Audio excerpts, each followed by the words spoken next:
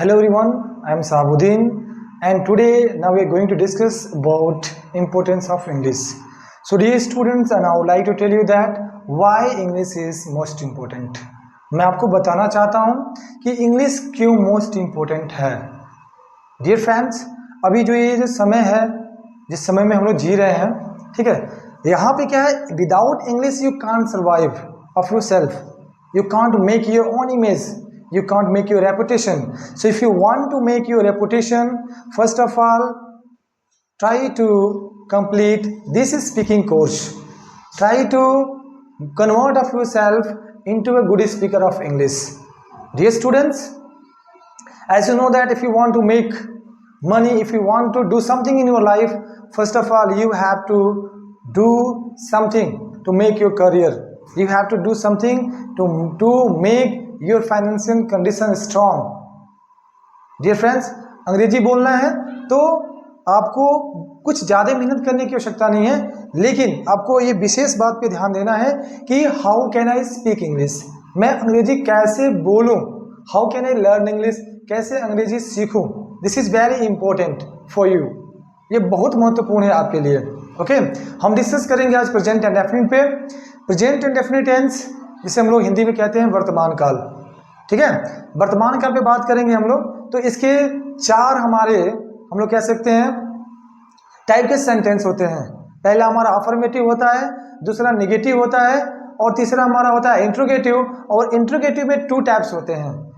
पहला हमारा हो जाता है yes no answer type question हो जाता है और दूसरा होता है सर WH क्वेश्चन हो जाता है. ठीक है, अगर बात कर ले प्रेजेंट टेंस की आइडेंटिटी की, तो प्रेजेंट एंड डेफिनिट की जो पहचान होती है वो हिंदी वाक्य की क्रिया के अंत में क्या आता है, ता है, ती है, ते है इत्यादि शब्द आता है. तो हम समझते हैं कि ये जो हिंदी वाक्य है ये प्रेजेंट एंड डेफिनिट टेंस का है.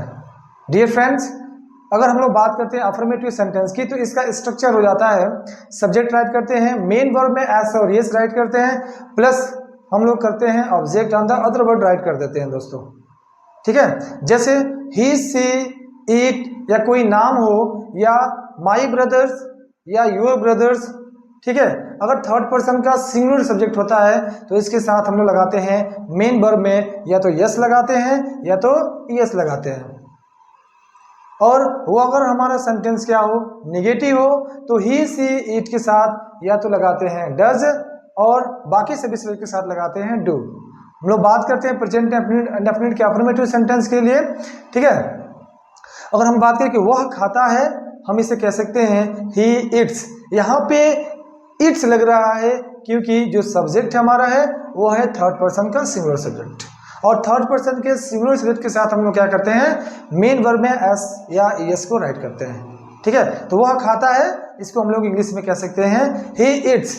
वह जाता है, ही गोज. यहाँ पे एस लग रहा है क्योंकि यहाँ पे जो गो है, ठीक है, वो कहता है कि अगर किसी कॉमन वर्ड यदि किसी वर्ब के लास्ट में क्या हो, वावेल हो, और उस वावेल के पहले क्या हो, कोई कॉन्सोनेंट हो, तो हम उसमें क्या करते हैं, ईएस जोड़ देते हैं. ठीक है, नेक्स्ट हमारा है तुम्हारा भाई पढ़ता है, इसको इंग्लिश में कह सकते हैं योर ब्रदर रीड्स. अगर आ जाए तुम अंग्रेजी बोलते हो, तुम कहते हैं यू स्पीक इंग्लिश. हम लोग अंग्रेजी बोलते हैं, वी स्पीक इंग्लिश. हम लोग वहाँ जाते हैं, वी गो देयर. हम तुम्हें पढ़ाते हैं, वी टीच यू. मैं तुम्हें पढ़ाता हूँ, आई टीच यू. मैं अंग्रेजी पढ़ाता हूँ, आई टीच इंग्लिश. मैं तुम्हें अंग्रेजी पढ़ाता हूँ, I teach you English.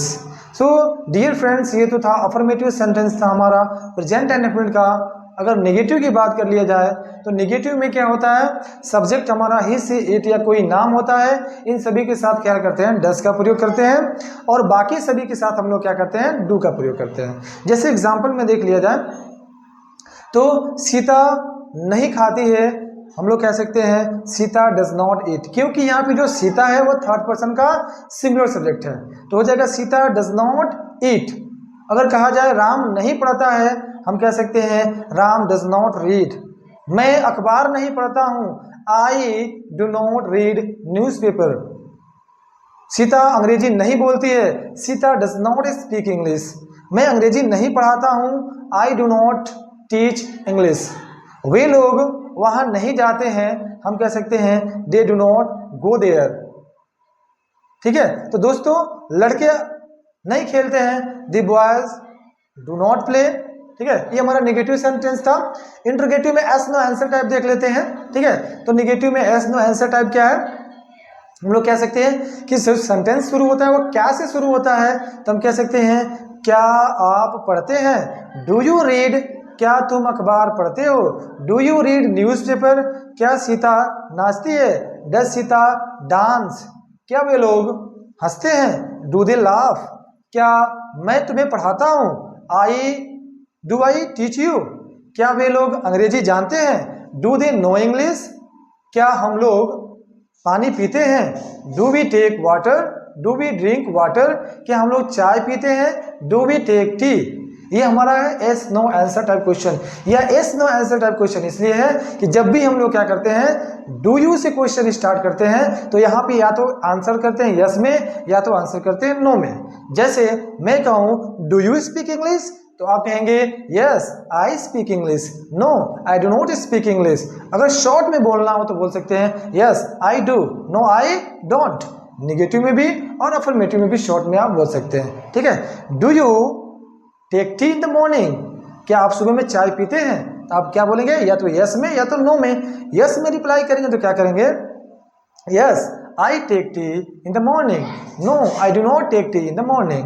Okay, next हमारा जो नेक्स्ट टाइप हमारा है दोस्तों WH टाइप क्वेश्चन। ये क्या होता है, बीच में सेंटेंस के बीच में कब क्यों कैसे और कहाँ आता है, तो इसकी इंग्लिश हम लोग पहले लिखते हैं, उसके बाद सब्जेक्ट के अनुसार डू डज का प्रयोग करते हैं, उसके बाद क्या करते हैं मेन वर्ब में फर्स्ट फॉर्म का प्रयोग करते हैं, उसके बाद ऑब्जेक्ट राइट करते हैं, उसके बाद अदर वर्ड राइट कर देते हैं। जैसे कहा जाए आप क्यों पढ़ते हैं, वाई डू यू रीड, आप क्यों बोलते हैं, वाई डू यू स्पीक, वह कहाँ जाता है, वेयर डज ही गो, वह क्या खाता है, व्हाट डज ही ईट, हम लोग क्या पढ़ाते हैं, व्हाट डू वी टीच, तुम क्यों हंसते हो, व्हाई डू यू लाफ, तुम क्यों रोते हो, व्हाई डू यू वीप, हम लोग क्रिकेट क्यों नहीं खेलते हैं, why do we not play cricket.